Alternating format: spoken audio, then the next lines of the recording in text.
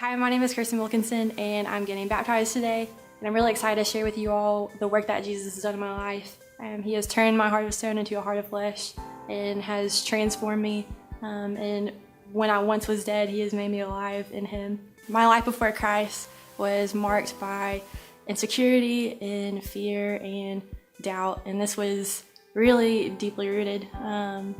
I grew up going to church with my mom. She played piano and sang in the choir, and so every Sunday I was there. And from a very young age, I heard the gospel, but it never really took root in my heart. Jesus was an aspect of my life, but he was never my life, and I never had a personal relationship with Jesus.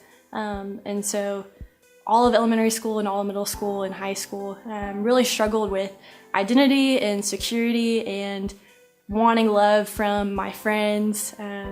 I pursued relationships to bring me joy and satisfaction. I always looked to, how good of a student I was, how good of a worker I was, how good of a friend I was, for my sense of worth and for my need and for my significance. And so that continued up until college.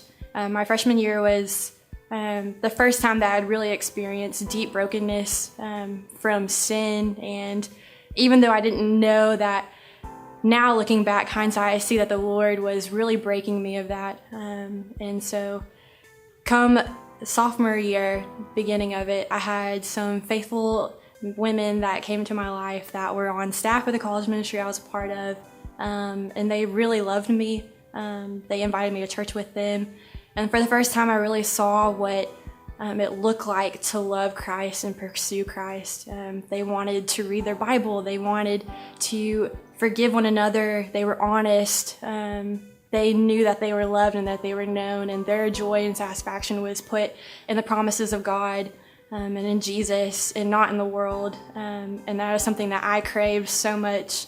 And I knew that from seeing their life that the whole time I thought I was following Jesus, but really I was putting trust and hope in myself, in my own limitations rather than God. And so through their faithfulness, I got to see just a glimpse of how much greater Christ is through their humble servanthood and love towards me. And so for the first time, I felt true surrender in Christ's love in a big way at the end of my sophomore year. And it was a season of surrender, a season of giving up things to pursue Christ and to follow him.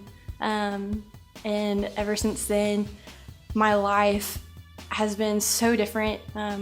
God in his grace has given me a desire for his word, for his church and for his body, for community, for prayer, for the nations, for people who don't know him to know him, and just to see Revelation 7:9, all tongues, tribes, and nations standing before the throne one day worshiping.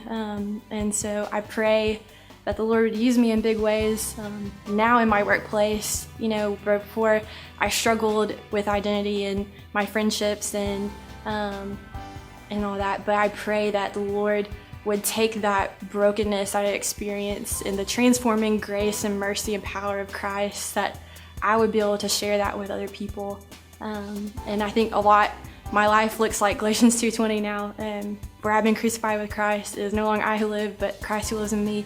And the life I now live, I live by faith in the Son of God who loved me and gave himself for me. And that's kind of why I want to get baptized today, because Christ didn't come to make the good better. He came to bring dead people alive. And so I think that's what baptism is a picture of, being brought from death to life and out of obedience and an act of worship for the Lord. I want to do this now, 3 years later, but better late than never.